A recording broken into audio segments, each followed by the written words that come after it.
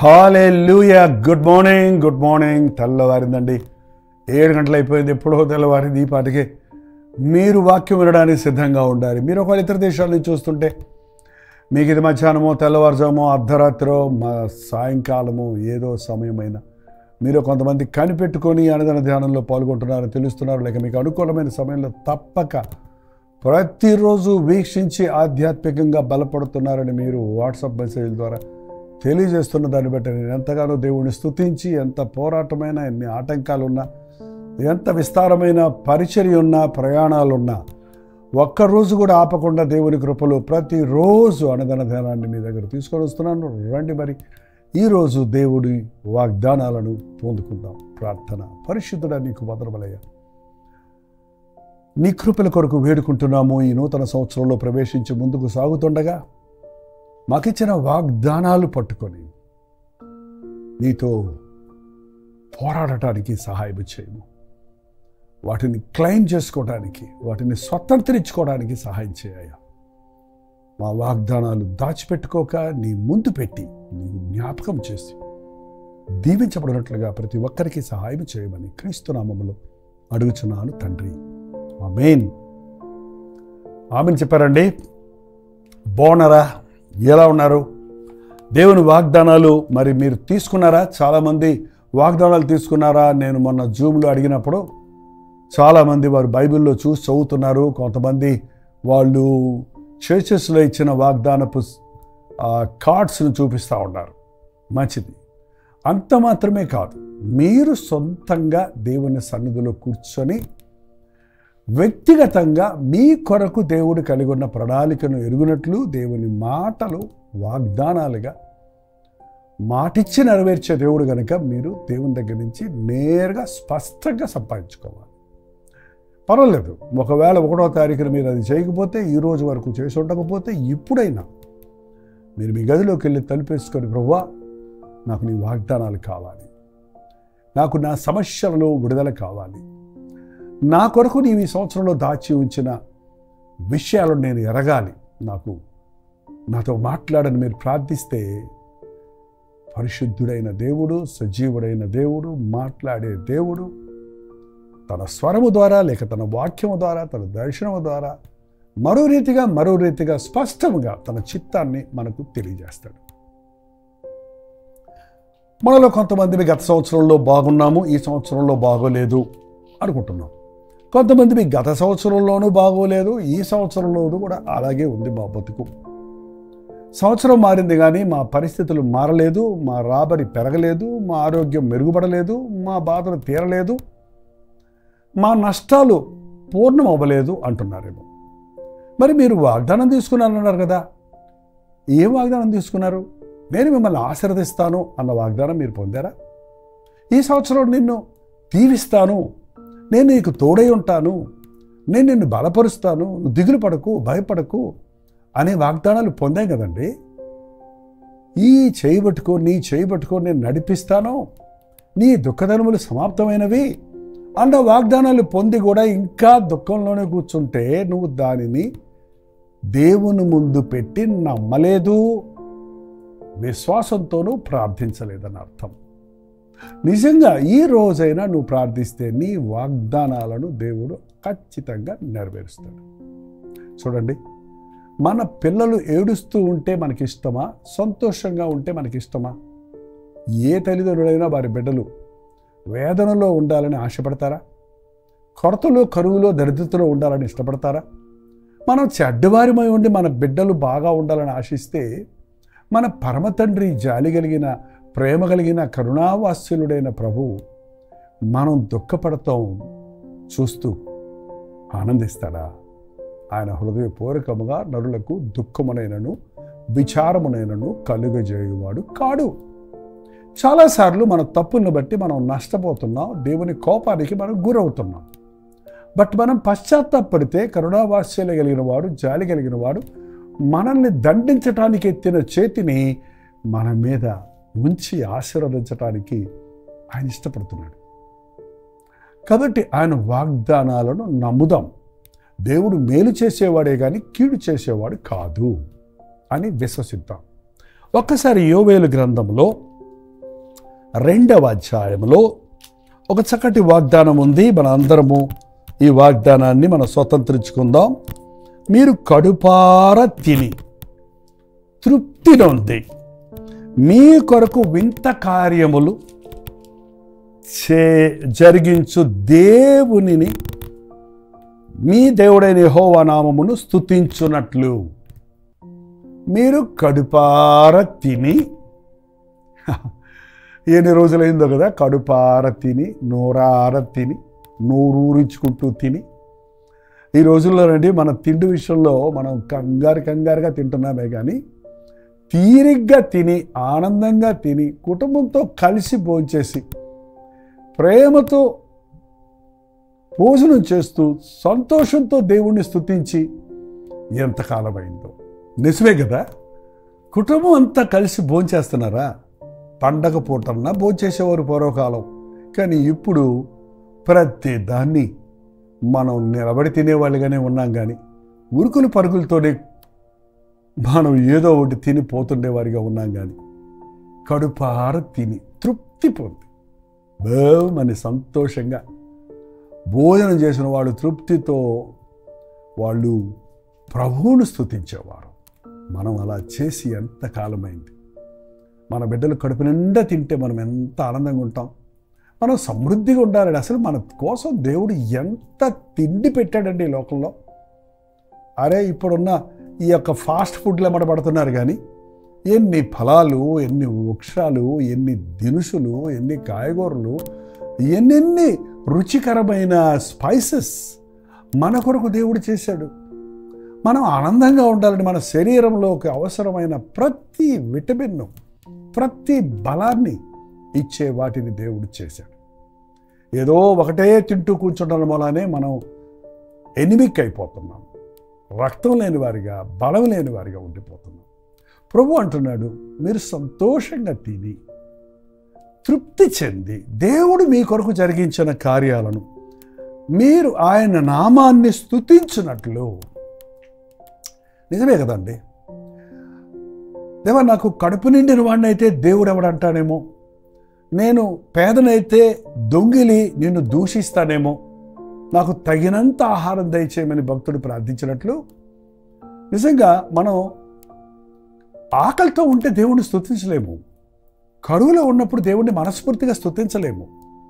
అందుకనే దేవుడు మనకి ఏ రోజుకి ఆ రోజు మా అనుదిన ఆహారము నేడు మాకు దయచేయము, ఏ రోజుకి ఆ రోజు తగినంత మనకిస్తున్నాడు. మనం ఆయన్ని స్తుతించడానికి నిజంగా ప్రభువును స్తుతించి ఎంతకాలమైంది.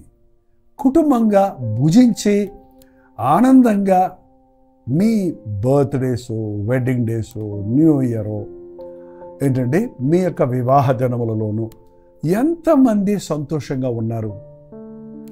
మనం ఆలయానికి వెళ్ళినప్పుడు తృప్తిగా తినాలి. అన్నం కాదండోయ్, ఆధ్యాత్మిక ఆహారం.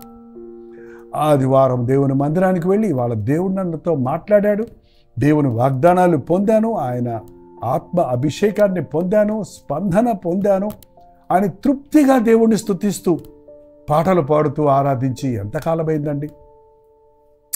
కొన్నిసార్లు ఆలయాల్లో కూడా మనం మెకానికల్గా అంటే అలవాటు ప్రకారంగా కొన్ని కార్యాలు చేస్తున్నామే కానీ తృప్తిగా దేవుని సన్నిధిలో ఆనందించటం లేదు. కారణం ఏంటంటే మనకి చాలా కష్టాలు ఉన్నాయి, పనులు ఉన్నాయి, కొరతలు ఉన్నాయి, బాధలు ఉన్నాయి, రోగాలు ఉన్నాయి. రోగాలతో ఉన్నోడు తృప్తి కట్టేదంటాడు చెప్పండి.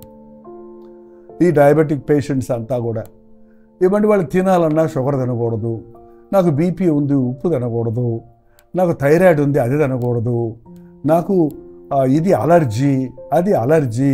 ఇవాళ అలర్జీలు ఎక్కువైపోయినాయి. డాక్టర్ దగ్గరికి వెళ్తే ఇది తినొద్దు అది తినొద్దని దేవుడు ఎన్ని రకాల ఆహార పదార్థాలు చేశాడో అన్నీ తినొద్దు అంటే మరి ఏం తినాలంటారు అనే ప్రశ్న మిగిలిపోతుంది. నేను స్వస్థపరిచే యెహోవాను నేనే అంటున్నాడు. నీ ఆరోగ్యం క్షీణించిపోవడానికి, నీ ఆర్థిక వ్యవస్థ చితికిపోవడానికి, నీ మనశ్శాంతి లేకపోవడానికి కారణం నువ్వు దేవునికి అవిధేయుడివై దేవుని కోపానికి గురవ్వటమే. ఇక్కడ ఇశ్రాయేలు జనం చాలా బాధల్లో పడ్డారు. ఎందుకంటే వారి అవిధేయతలను బట్టి, అందుని బట్టి వారికి చాలా తీరని నష్టం కలిగింది. ఇప్పుడు ప్రభు అంటున్నాడు, మీరు సంతోషంతో ఈ నూతన సంవత్సరంలో ఉండినట్లు, మీ దేవుడైన యెహోవాను స్తుతించున్నట్లు, నేను పంపిన మిడతలను, గొంగలి పురుగులను, పసరు పురుగులను, చీడ పురుగులను నా మహాసైన్యము తినివేసిన సంవత్సరముల పంటను మీకు మరలా నిత్తును.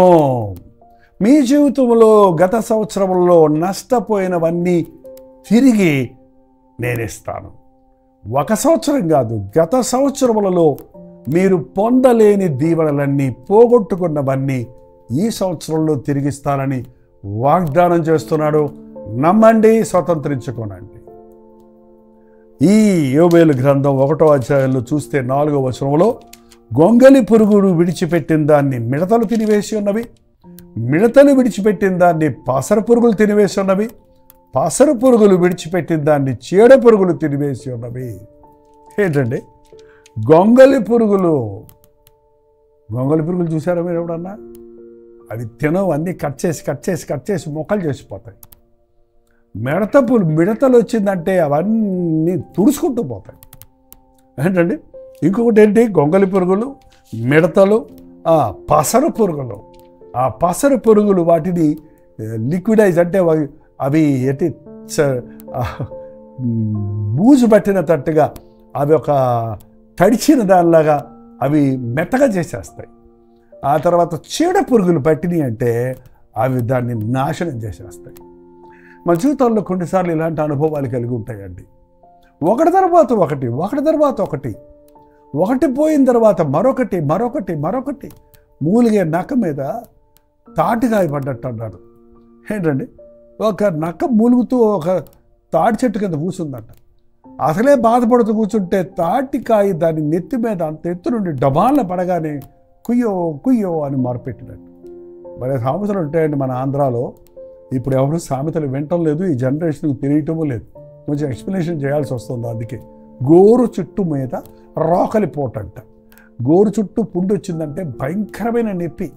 ఆ గోరు ఒక్క పుండు వస్తే 6 అడుగుల మనిషి ఇక నెమ్మది లేదు ఆ వ్యక్తికి. అలాగే ఉసు అనుకుంటుంటే దాని మీద రోకలి పట్టు తీసుకొని ఒక దంచు దంచితే ఎట్లా చెప్పండి. అలాగ మనకి బాధ మీద బాధ, తట్టుకోలేని బాధల్లో మరొక బాధ. అసలే అధిక మాసం ఏదో అంటారు, శాలరీ సరిపోలేదంటే ఆ నెలలోనే మనకి జబ్బులు వచ్చి డాక్టర్ బిల్లు అయిపోతుంది. డాక్టర్ బిల్లులు కట్టలేక బాధపడుతుంటే ఆ నెలలోనే యాక్సిడెంట్ అయ్యి మళ్ళీ మరి కోర్టు కేసు అయి కోర్టులో మీద జరగటం అనేది. ఒకటి తర్వాత ఒకటి. పిల్లోడికి బాగుంటే పెద్దోళ్ళకి బాగోదు, పెద్దోళ్ళకి బాగుంటే పిల్లోళ్ళకి బాగోదు.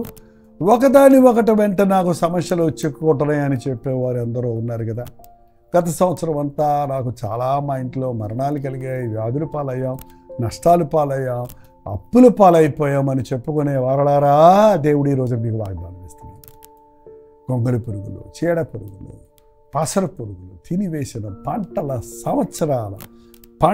సంవత్సరముల పంటను మీకు మరలా ఇస్తాను. తినివేసిన, వేస్ట్ అయిపోయిన, వృధా అయిపోయిన, పోగొట్టుకున్నవన్నీ తిరిగి నీకు ఇస్తాను. నీకు ఆరోగ్యము కలుగు చేసేదను, నీకు నెమ్మదిని కలుగు చేసేదను, నీ కన్నీటిని తుడిచెదనన్న దేవుడు మన కన్నీటిని తుడుచుట కొరకు ఆయన కన్నీరు కార్చాడండి. మన బాధను తొలగించుట కొరకు ఆయన పొందిన దెబ్బల వలన మనకు స్వస్థతను కలుగు చేశాడు. ఆయన రక్త ప్రోక్షణ వలన మనకి నూతనత్వం పొందినట్లుగా ఎవడైనా నువ్వు క్రీస్తు యేసునందున్న ఎడల నూతన సృష్టి అన్నట్టుగా నీకు ఆరోగ్యమును కలుగు చేయుటకు, ఆనందమును కలుగు చేయుటకు నీ కొరకు ప్రాణమిచ్చిన యేసు ప్రభువు ఆశపడుతూ ఉన్నాడు. నమ్మండి. నమ్ముట మీ వలన అయితే నమ్ము వారికి సమస్తము సాధ్యం. ఇంకింతే, ఈ నూతన సంవత్సరం కూడా నా బ్రతికింతే. ఇక నేను బాగుపడను, ఇక నేను కోలుకోలేను, ఇక ఈ సమస్యల్లో నుంచి బయటపడనొద్దు. చీడ పురుగులు, గొంగలి పురుగులు, పసర పురుగులు, మిడతలు తినివేసిన చీడ పురుగులు పాడు చేసిన నీ బ్రతుకులో నువ్వు పోగొట్టుకున్నవన్నీ నీకు తిరిగి ఇస్తాను. నా జనులు ఇక నెన్నడను సిగ్గునందరో. ఖచ్చితంగా మనకు బాగున్నప్పుడు అందరూ మనల్ని మీద అసూయ పడతారేమో, కానీ మనకు బాధలు వచ్చినప్పుడు భలే సంతోషపడతారండి. మనల్ని అవమానపరుస్తారు, మనల్ని సిగ్గుపరుస్తారు. ఏడిని దేవుడు ఏం చేశాడు నీకు అని విశ్వాసుల్ని వాళ్ళ భలే ఎగతాళి చేస్తున్నారు కదా. ఇక మీదట నువ్వు సిగ్గుపడనక్కర్లేదు. ఇక మీదట నా జనులు సిగ్గునందరు. అప్పుడు ఇశ్రాయేలుల దేవుడైన యెహోవాననియు నేను తప్ప వేరొక దేవుడు లేడనియు మీరు తెలుసుకొందురు. నా జనులు ఇక నెన్నడను సిగ్గునందక ముందురు. హల్లెలూయా. నమ్మండి. ఈ రోజున మనుషులకు ముఖం చూపించలేక సిగ్గుతో బ్రతుకుతున్నారేమో, నిందలతో బ్రతుకుతున్నారేమో, అవమానాలు పొందలేక బాధలతో ఉన్నారేమో. మీరు తెచ్చుకున్న పనుల వల్ల, మీరు చేసిన పనుల వల్ల మీరు సిగ్గు పొందిన, మీరు పాపం వల్ల, మీ తప్పుల వల్ల మీరు అన్నీ పోగొట్టుకున్న కృపగలిగిన దేవుడు, జాలి కలిగిన దేవుడు, మన పాపానికి ప్రాయశ్చిత్తం చేసిన దేవుడు మనం పోగొట్టుకున్నవన్నీ తిరిగి ఇవ్వడానికి ఈ సంవత్సరం నీకు పోగొట్టుకున్నవన్నిటినీ తిరిగిస్తాను. పురుగులు తినివేసిన నీ పంటను పాడు చేసిన, నీ బతుకును పాడు చేసిన ప్రతి సంవత్సరముల పంటను మీకు తిరిగినిస్తాను. ఇక నా జనులు ఎన్నటికీ నీ సిగ్గునందరు. ఇంత గొప్ప దేవుడు నాకుండగా నా తల ఎత్తువాడు ఆయనేనని నమ్మి విశ్వాసంతో ప్రార్థిద్దాం. అద్భుతమైన ఆయన హస్తం మనతో క్రియ జరిగించటం అనుభవిద్దాం. ప్రార్థన. పరిశుద్ధుడ, ప్రేమగల తండ్రి, నిజమే నాయన, గత సంవత్సరములలో మా బ్రతుకులు ఎంతో నష్టపోయావయ్యా. గత సీజన్లో మేము ఎంతో నష్టపోయాం. కోలుకోలేనంతగా మేము నష్టపోయాం. కోవిడ్ టైంలో ఉద్యోగాలు పోగొట్టుకొని, ప్రియులను పోగొట్టుకొని, వ్యాపారాలు నష్టపోయి ఇప్పటి వరకు కోలుకోని పరిస్థితుల్లోనే దెబ్బ మీద దెబ్బ పడుతూ ఉండగా ఈ సంవత్సరం మాకు నీ కృపా వాత్సల్యతను చూపించి గత సంవత్సరంలో తినివేసిన పంటను తిరిగినిస్తానని, పోగొట్టుకున్న వాటిని తిరిగిస్తానని ఇచ్చిన వాగ్దానాన్ని నమ్మటానికి సిగ్గుతో, అవమానముతో బ్రతుకుతున్న మా బ్రతుకులలో ఇక ఎన్నడూ సిగ్గునందకుండా నా తల ఎత్తు వాడివి నీవేనని, నీ నామాన్ని ఘనపరిచే రీతిగా జీవించుటకు మమ్మల్ని అత్యధికంగా దీవిస్తావని నమ్ముటకు మా ఒక్కొక్కరికి నీ సహాయం చేయము. ఈరోజు ఎవరెవరు ఈ వర్తమానమును వింటున్నారు, ఒక నూతనమైన వాగ్దానముతో ఈ రోజు నుండి సమృద్ధిని చూచుటకు కడుపార తిని కంటి నిండా నిద్రించి సంతుష్టి కలిగి దేవుణ్ణి స్తుతిస్తూ చుట్టూన్న వారికి దీవెనకరంగా మారుటకు సహాయము చేయమని యేసు క్రీస్తు నామములో అడుగుచున్నాము తండ్రి. ఆమేన్. మన తండ్రి అయిన దేవుని యొక్క ప్రేమయు, కుమారుడైన క్రీస్తు యొక్క కృపయు, ఆదరణకర్త అయిన పరిశుద్ధాత్మ యొక్క సహవాసమును కూడి వచ్చిన మనందరికీ ఇప్పుడును సదాకాలము తోడై ఉండును గాక. ఆమేన్. దేవుని స్తోత్రం. విశ్వాసం ఉంచండి, ప్రార్థిద్దాం. దేవుడు అద్భుతాలు జరిగిస్తాడు. మీ ప్రార్థన అవసరతల భారాలు, అలాగే ప్రైజ్ రిపోర్ట్స్ కూడా 9540 నెంబర్కి, లేక 91001008 నెంబర్కి మీరు ఇతర దేశాల్లో ఉంటే టెక్స్ట్ లేక వాయిస్ మెసేజ్ ద్వారా తెలియచేయండి. మీ పక్షంలో ప్రార్థిస్తున్నాం, మీరు కూడా ప్రార్థించండి. తప్పక మన ప్రభువు మనకు జవాబిస్తాడు. ప్రోచితమైతే ఈ నెల 13, 14, 15 తారీఖుల్లో కల్వరీ ఇవాంజలికల్ ఫెలోషిప్ యొక్క 42వ వార్షికోత్సవం సందర్భంగా ఉజ్జీవ సభలను విజయవాడలో బిషప్ అజ్రియా స్కూల్ గ్రౌండ్లో ఏర్పాటు చేస్తున్నాం.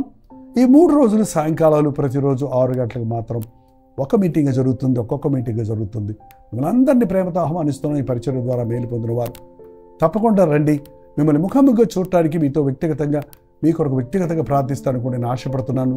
సమయాన్ని బట్టి దేవుడు తప్పకుండా మనకు సహాయం చేస్తాడు. మనందరం కలిసి మన దేవుడు చేసిన కార్యాలను బట్టి ఆయనకి స్తుతి చెల్లిద్దాం. ఉచితమైతే లైవ్ ఇవ్వడానికి కూడా ప్రయత్నిస్తాం, కానీ నేరుగా వచ్చి దేవుని సన్నిధిలో ఆయన కృపలో పూర్ణంగా మనం దీవించబడదాం. ఉచితమైతే మధ్యాహ్నం 3 గంటల హెచ్చరిక, అలాగే రాత్రి 9 గంటలకి. ఇవాళ శుక్రవారం కదా, ఉపవాస ప్రార్థన, కల్వరీ చర్చిలో జరిగే ఉపవాస ప్రార్థన మీకు లింక్ ఇస్తాం. మాతో పాటు మీరు కూడా ఉపవాసం ఉండి ప్రార్థించండి. తప్పక దేవుడు మనకి మేలు చేస్తాడు, ఆశీర్వదిస్తాడు. గొప్ప దేవుడు మనకు ఉన్నాడు కనుక నిరీక్షణ కలిగి జీవిద్దాం, ఆయన నామాన్ని మహిమపరుద్దాం.